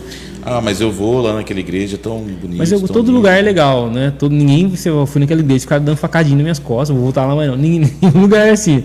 Todo lugar que as pessoas vão são bem acolhidas, pregam, tudo, mas na hora eles não creem naquilo que de fato é o distintivo do cristianismo. E a hipergraça pode ser considerada como uma heresia? Com certeza, sem sombra de dúvida. Essa hipergraça no sentido de você faz o que quiser, não tem mais nada com a lei, não tem mais lei. Pega lá o texto de Romanos. Eu queria fazer um podcast sobre isso. O fim da lei. O fim da lei é Jesus. O fim da lei é Cristo, ou se continua a lei, né? Vamos fazer. Não matarás, não roubarás. Vamos fazer. Então, isso aí é uma heresia. Então, se a pessoa está numa igreja que prega isso, faz o que você quiser, não precisa, que você já está salvo. A pessoa, mesmo se essa igreja não for aceita ou não for, a pessoa está lascada, porque ela vai viver do jeito que ela bem entender e no final vai esperar um joinha de Deus. E aí não vai acontecer, porque Jesus fala para olha, apartai-vos de mim, não vos conheço, vós que praticais iniquidade. Vocês praticam iniquidade, não tem evidência de salvação, não tem nada aí. Então, para lá. E aí dá um Mas problema. Viola, uma igreja saudável, que está em Cristo, baseada na palavra, ela pode se tornar uma seita no futuro? Pode se desviar, pode. Tem muita gente que vai, pastores que vai para Israel, não que volta, desvirtua a cabeça, faz uma lavagem cerebral lá. Aconteceu aqui em Itajubá. Aconteceu, uma igreja que perto aqui do trevo ali, faz uma lavagem cerebral lá, e aí volta, vira judeu. E aí não existe mais o Jesus, não é o Messias mais, não existe Espírito Santo, não tem mais nada. Aí começa a implementar elementos judaicos no culto, e isso aí é um problemaço. Isso aí é um problemaço. Mais uma vez, gente, quem crê, que é assim, todo respeito, as pessoas merecem respeito por quem elas são e tudo mais, mas biblicamente elas estão erradas. Biblicamente, então, teologicamente está errado. Ah, mas tem base bíblica, tem a distorção bíblica que eles fazem. Ah, mas simplesmente a questão da Trindade, a gente vê muito isso. Quem não crê na doutrina da Trindade, mas é a doutrina que a Igreja Católica que implementou. Nada a ver. Então, no caso, o que tem que ser feito? Antes da Igreja Católica, que eles colocam lá, já era defendida essa doutrina? E a gente vai para documentos históricos de homens e mulheres de Deus, antes daquilo que foi considerado como Igreja Católica, já afirmavam que a pessoa do Espírito Santo, já afirmar, a Didaquê confirma, fala, a Didaquê é um documento, quase que um catecismo de práticas para o culto ali, o que eles tinham que fazer, foi escrito no primeiro século ali, no ano 90, depois de Cristo, a 150, primeiro e segundo século no máximo, já falava ali que tinha que ser batizado no nome do Pai, do Filho e do Espírito Santo, com água corrente, com água quente ali, alguma coisa. Ou seja... E essas igrejas que pedem para você rebatizar, porque você foi batizado no Pai, no Filho e no Espírito Santo... É justamente porque... Aí quer que você batize no nome de Jesus, que é o batismo dos apóstolos. Exatamente. A mesma coisa que eu estou afirmando aqui, daqui para lá, não considero uma igreja verdadeira, eles estão afirmando de lá para cá. A gente não te considera igreja verdadeira porque você não crê no fundamento, que é o modalismo. Eles vão falar que é modalismo, porque o modalismo foi rejeitado como heresia. Vão dar outros nomes. Então praticamente o que a gente está discutindo no meio evangélico, no meio cristão, né, ela já foi discutido no passado. Pastor, quando a gente estuda a história da igreja, eu uma vez ouvi uma historiadora da igreja, chama Carol Basso, a esposa do Ângelo Basso, né? É muito comum no meio carismático esse casal. E ela falou uma coisa interessante, que é verdade. Se a gente estudasse a história da igreja, metade das heresias que as pessoas abraçam hoje, elas não abraçariam. E quem combate heresias, se estudar a história da igreja, já tem homens e mulheres que combateram essas heresias lá atrás. A resposta já foi dada. Entendeu? A gente só precisa fazer Ctrl+C, Ctrl+V. Mas aí as pessoas podem dizer assim, mas lá naquela época não tinha tanto acesso à informação, tanto conhecimento como a gente tem hoje, né? Naquela época do tempos antigos. Então hoje dá para você ter um discernimento maior, uma sabedoria maior para lidar com certos assuntos, porque hoje você tem um acesso muito grande à informação. Você acha que isso é correto? Eu acho que não, porque como que homens e mulheres tiveram esse discernimento e combateram essas pessoas no mesmo tempo? Entendeu? Então tinha pessoas que, poxa, eles entendiam errado porque eles não conheciam. Tá, mas teve outro então que conheceu, que combateu. Por que ele não se arrependeu? Por que ele não viu que aquela doutrina era errada? De fato, eles estavam ali debatendo, construindo um caminho que para nós hoje é mais simples mesmo de fato caminhar, que já foi estabelecido. Mas tinha homens e mulheres de Deus ali que se levantaram para defender as doutrinas dos apóstolos. Então, tem várias práticas, pastor, que levaria hoje uma igreja não ser considerada uma igreja cristã, protestante, apostólica, no sentido que... Sim, mas é tão complicado, Alan, porque, por exemplo, você falou sobre a questão da interpretação bíblica, né? O ser humano ele é tão volúvel que, às vezes, ele lê um texto, ele interpreta de um jeito, aí o outro vem, né, interpreta de outro. Aí aquilo que ele está acreditando hoje, de repente daqui a algum tempo ele vai para a cabeça daquele que conseguiu influenciar. Então, que conselho você daria assim, para as pessoas que estão congregando dentro de igrejas que ela não tem certeza se aquilo que está sendo feito é realmente o que Deus quer que seja feito através da igreja? Que conselho você daria para ela poder se alinhar e falar, será que eu estou no caminho certo? Será que esse pastor, essa liderança, essa congregação é realmente uma igreja bíblica ou ela é uma seita disfarçada? Eu aconselharia o seguinte: leia sua Bíblia várias vezes, quanto mais você puder. Quanto que eu tenho que ler minha Bíblia? Lê uma vez por ano, não, você tem que ler o máximo que você puder em toda a sua vida. Ah, mas eu li 2 vezes já, eu tenho 5 anos de cristianismo. Não é por quantidade, é o máximo que você pode ler durante toda a sua vida. O máximo. E sobre máximo. essa questão, essa semana abordaram aqui, né, sobre a questão da tradução da Bíblia, né? Que tradução, até que ponto de tradução é viável pegar uma Bíblia mais moderninha, né? Ou ficar mais fiel mesmo aos originais, às traduções mais antigas? O que você passaria assim para as pessoas? Então, eu aconselharia uma tradução que a pessoa entenda o que ela está lendo. Então, por exemplo, de fato, as Almeidas Revista Corrigida, Almeida, a ACF, né, Almeida Corrigida Fiel, elas têm uma linguagem um pouco mais difícil, arcaica ali, porque elas tentam traduzir... no dicionário exatamente. Aí você fala, poxa, aí o mancebo veio. Quem é o mancebo? Quem que é esse? Aí fala, é o jovem. Aí tem um texto lá de Jó que fala que Jó tinha enxúndia nas ilhargas. Nossa. Aí o que é enxúndia nas ilhargas? Aí Jó 15:7, eu acho, não estou enganado. Está lascado. Aí, poxa, eu vou ler aqui, cara, o que é Jó, o que você está falando? Então você pega ali um texto, ali tem enxúndia nas ilhargas, é essa gordura que fica na pochete nossa aqui. Então alguma coisa que está falando lá que tinha essa gordura aqui na barriga. E aí, só que lá... Então a pessoa não entende. Então, assim, alguns vão defender, não, tem que ser o texto mais literal possível. Se for assim, ninguém entende. Porque a tradução, ela não é somente traduzir palavra por palavra, mas tem que traduzir o sentido.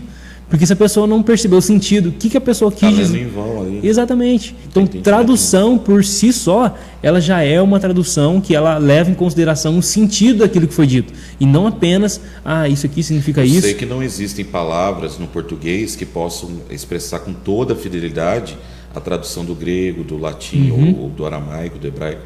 Mas são palavras similares ali, que vão dar o sentido do... Exato. E algumas bíblias... Porque teve um irmão pregando aqui, eu respeito ele, o Álvaro. Nossa, Deus abençoe muito a sua vida, Álvaro, ter vindo aqui.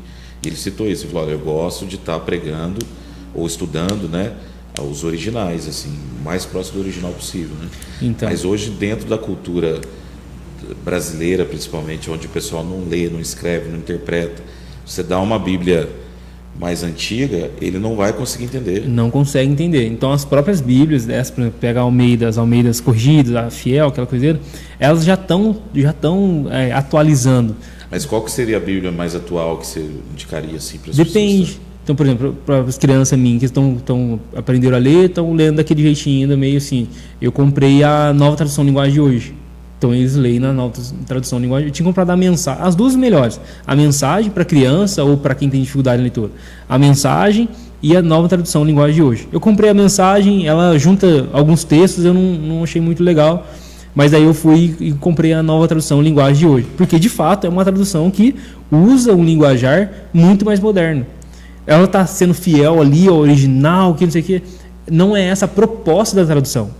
Então, tem traduções que ela tem propósito. Então, a proposta dessa tradução é justamente, de fato... Mas qual que você indicaria para a pessoa não ler? Não ler. De repente está fugindo um pouco do... Não, eu indicaria a tradução do Novo Mundo, que é da Testemunho de Jeová, que é a TNM. Então, no meio evangélico, as traduções que a gente tem hoje são todas... Bíblia Viva, NVT, NVI, NAA, ARC, ACF. Pode ler todas essas e compara todas essas. Se a pessoa tiver tempo, tiver gosto, pode ler tudo. Ela vai perceber isso. Ela vai perceber que uma ela tem facilidade para ler e outras têm um pouco mais de dificuldade. E todas, inclusive os tradutores falam isso. As traduções brasileiras, traduções em língua portuguesa, são ótimas traduções para aquilo que elas propõem. Agora, eu não posso achar que uma Nova Tradução Linguagem de Hoje ela vai ser fiel aos originais naquele nível, porque essa não é a proposta dela. A proposta dela é justamente alcançar pessoas que têm essa dificuldade, primeiros leitores. A proposta dela é isso aqui. A NVI, que eu gosto da NVI, ela fica mais no meio.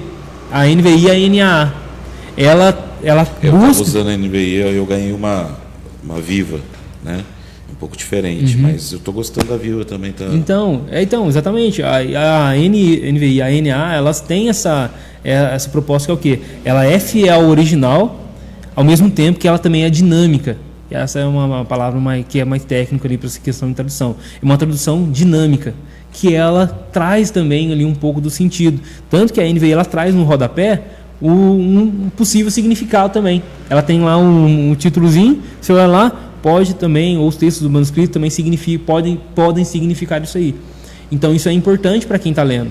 E aquelas outras, a ACF, nunca vai perder a fama, o mercado, nem nada, porque são traduções mais clássicas, são uma linguagem um pouco mais rebuscada e tudo mais, então sempre vai ter mercado para elas também. Só que elas têm essa proposta. Entendeu? Então tem a NA, a ARA também, muito usada também. É porque está acontecendo isso no meio evangélico, né? Não sei se felizmente ou infelizmente, mas existem pessoas que têm uma certa ojeriza, né? Quando a pessoa vai lá pregar com uma Bíblia da linguagem de hoje. Os pastores mais antigos, né? Quando você vê eles pregando, eles usam as linguagens mais tradicionais. Aí quando tem um pregador ali usando palavras mais simples, mais do linguajar contemporâneo, parece que está errado, né? Aí porque quer definir, gosta da tradição, aquela coiseira toda, né? Tem muitos pastores que gostam de usar a NVT, que também é uma linguagem um pouco mais simples, mais dinâmica, acho que até mais dinâmica que a NVI, em pregações, porque você atinge o público ali, as pessoas entendem. As pessoas entendem o que você está falando, elas conseguem entender o texto, projeta no telão lá uma NVT, até uma NVI lá na igreja. Eu gosto da NVI, eu fico tentando convencer também o pessoal, principalmente no começo, a NVI é boa, de usar, porque ela é o meio termo. Ela nem é tanto arcaica e nem é tão dinâmica quanto a mensagem NTLH. Está no meio certinho. Eu gosto muito do pastor coordenador também da NVI, que é o Luiz Saião. Enfim, então assim, as pessoas têm essa como é que eu posso falar? Como o senhor disse, né? Esse tradicionalismo, não tem que ser essa aqui, que tudo mais. Mas a King James, que nos Estados Unidos tem um movimento lá que crê nisso, que a tradução verdadeira é a King James. Então, assim, as outras é tudo coisa acrescentada e tal. Então, isso, assistem o filme lá, Revolução de Jesus, né, Claudinho? Muito bom, viu? É bom mesmo. Então, por exemplo, para a questão que eu estava falando, leia a sua Bíblia, o máximo que você puder, estude ela e tudo mais. Não sei se vai dar tempo aqui, pastor, mas uma das práticas que tem acontecido muito hoje também, que acontecia na Bíblia, quer ver, em 3 João, ele cita um líder lá naquela igreja, que ele diz assim, no versículo 9, escrevi a igreja, mas Diótrefes, que gosta muito de ser o mais importante entre eles, não nos recebe. Portanto, se eu for, chamarei a atenção dele para o que está fazendo com suas palavras maldosas contra nós. Não satisfeito com isso, ele se recusa a receber os irmãos, impede os que desejam recebê-los e expulsa da igreja. Então João estava querendo visitar a igreja, tinha um irmão lá que estava impedindo o apóstolo de ir lá falar da mensagem, estava impedindo os enviados do apóstolo da igreja ouvir eles. Ele é um líder lá que impedia, só ele liderava, só ele falava aquela igreja. Então essa é uma prática que tem acontecido muito. Monopolizar a autoridade. Exato. Não ouve tal fulano não, porque vai virar sua cabeça. Não ouve o que o pastor está lá, não. Porque existe é claro, tem pessoas que a gente tem que tomar cuidado. Toma cuidado com tal pregação.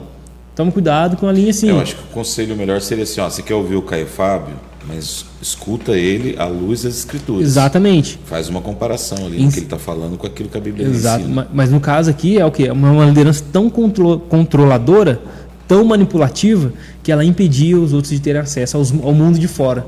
E seita tem isso aí.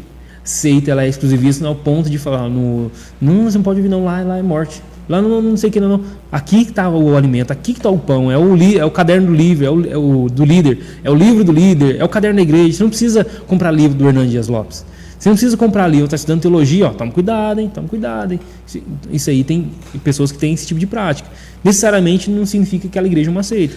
Eu me lembro que aconteceu comigo no passado, porque eu sempre fui assim muito interessado em saber como que as religiões pagãs agem, né, no sentido do misticismo, ocultismo, da feitiçaria, como que é o processo, o que é ensinado. E aí eu chegava nos meus líderes, pode ler isso, pode aprender sobre aquilo. Não pode, isso aí vai corromper sua mente, você vai ficar alienado, né? Evita esse tipo de coisa. Exatamente. E se eu não tivesse assim insistido em algumas coisas, eu não vou saber como que o inimigo age. Exatamente. Não que eu tenha que ser expert em Satanás, né? Mas saber pelo menos ali um pouco sobre as práticas que ele desenvolve nas religiões, nas seitas, né? Isso é importante. O Alan, nossa, é pano para manga esse assunto, né? Dá para falar um monte de coisa. A gente falou bastante e eu creio que foi bastante instrutivo. Só que toma cuidado, né? Você que está assistindo ou vai assistir essa live, perceba se o local que você está congregando, o pastor que você está seguindo, a igreja que você está indo, ela é realmente bíblica, né? Se o Deus da Bíblia está sendo pregado ali, ou se são meias verdades, ou se tem práticas que são místicas, que estão sendo inseridas, né? Que Deus condena, que é clássico da heresia, né? Que pode se tornar uma grande seita. Então a gente tem que ter esse cuidado. E é claro que o filtro de tudo é a palavra de Deus. Se você lê a Bíblia, você vai evitar que práticas como essa aconteçam na sua igreja, né? No meio onde você vive, tá? E que Deus abençoe muito sua vida, sua casa, sua família, o nosso obreiro Claudinei também na técnica aqui. Deus abençoe muito. E nós vamos voltar na próxima segunda-feira falando se a lei ela terminou ou ela continua, né? Se Jesus é o fim da lei ou não, para a gente poder entender isso aí. Amém? Amém. Obrigado, viu, Alan? Deus abençoe. Amém, pastor. Eu agradeço.